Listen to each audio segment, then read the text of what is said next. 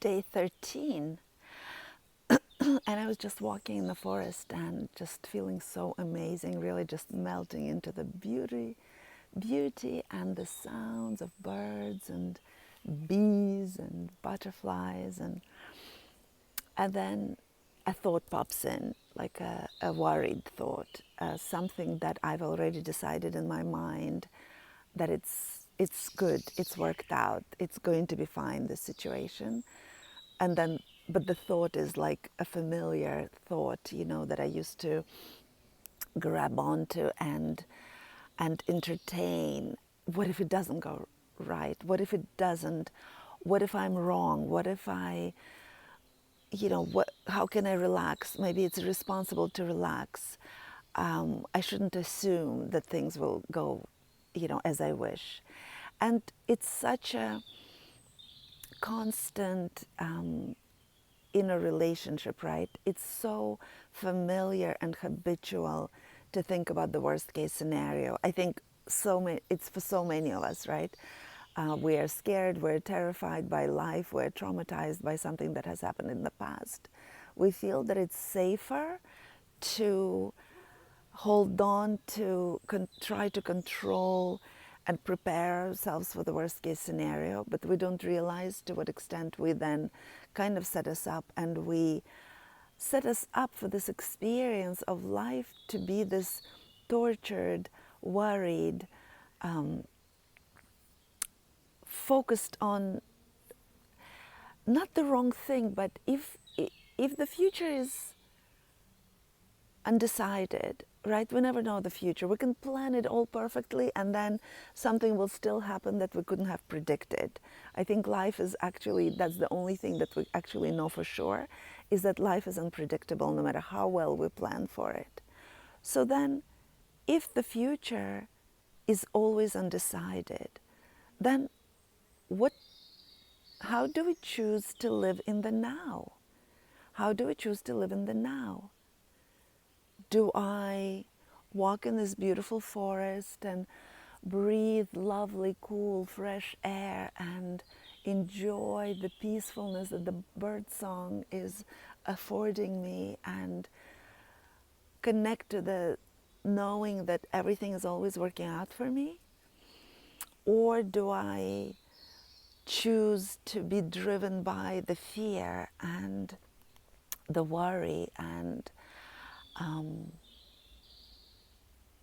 the habitual attachment to things go wrong? It's just a constant inner battle, I find, and it's, we're conditioned that way. We're constantly bombarded by such bad news, and people get so upset. And I was as outraged as everyone else yesterday when we learned that Roe versus Wade was overturned. But the more I connect to the anger that is behind it, I realize that the anger is not new. I'm not reacting to this particular incident. I'm reacting to the overall sense of disempowerment that we feel as women, as people, because it feels as if the world is too big for us to make meaning and to contribute in a way that we want to live our life, right? We still give so much of our freedom to outer circumstances. And I know I'm veering into a territory that is that not everybody will connect to, but I want to say something here. I realized in myself that the anger and the frustration that I feel in response to this particular news is not new. I'm not reacting to this news in particular. I'm reacting to the frustration of that sense of feeling disempowered, that some government, some other authority can decide that they can make any kinds of rules for my body as a woman. It just makes no sense. And to me, it's just leftover of the lifestyle where some people think that there is still authority outside of our bodies. if a woman wants to get an abortion, she's going to get an abortion, even if it means she'll do damage to her own health and livelihood. It's just that so much is going to be suppressed again, and there's just so much anger and frustration. But ultimately, the freedom is not going to be given to us from outside. The freedom is in our own relationship with ourselves and understanding where our power lies and where our freedom lies and where stability lies and where any hope for the future lies. We keep on giving our power away to outside circumstances, and in fact, the choice is the more decisions we can make in I choose to feel empowered in this moment. I choose not to control what I cannot control and focus my energy and attention instead on the things that I can control. I cannot control the future, but I can control certain choices about my behavior and the thoughts I think in the now. And then I can also align with certain actions that make sense to me, that feel good to me. And that's how we affect the future. Not by being angry and frustrated, but look beyond what's hiding behind the anger and frustration.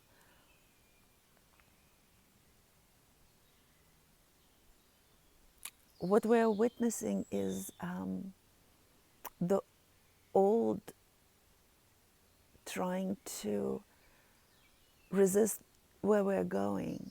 We're definitely breaking out of this. This is not what happened yesterday, this particular law, overturned. It's not where we're going. We're not going backward, we're going forward. But the momentum of the past is still so strong that there is resistance.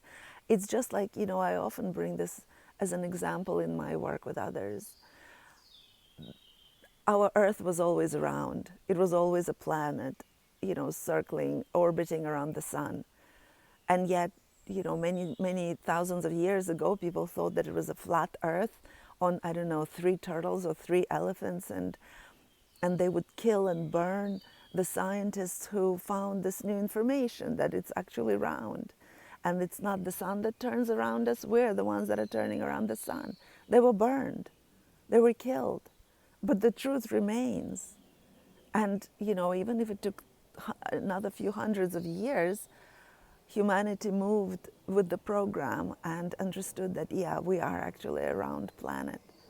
Same thing with this Roe versus Wade or whatever other ridiculousness is happening in this world, where men are still trying to decide something that they have no control over.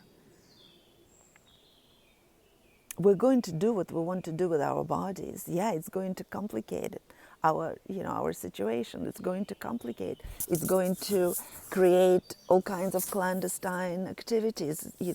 More women will die in this fight toward the light and the truth. But it's going to happen. That's where we're going. We're not going backward. It's just what we're witnessing is just resistance to the truth. Just like what it used to be with some people insisting that, the planet is flat and that, anyway, what I said before.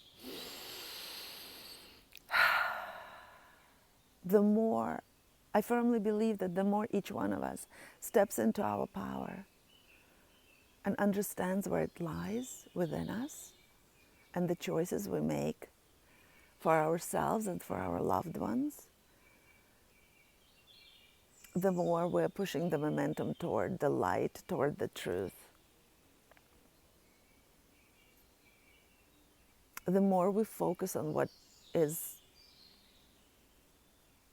not the truth, the more we're just perpetuating what we don't want.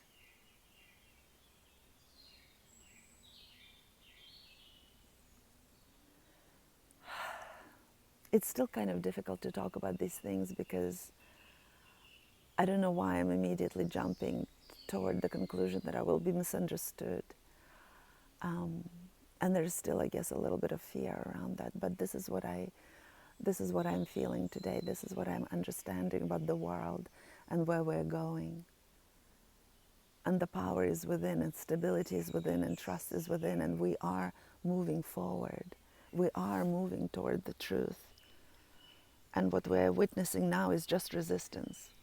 It's just like, when we're in April and we're fully in spring, and then suddenly there's like a snowstorm.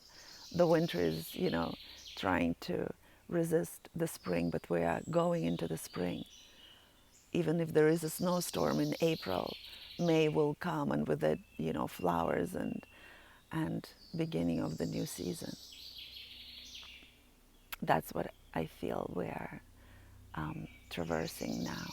That's where we are. Don't lose hope and connect to our power is in our choices and actions, but mostly in our thoughts and beliefs.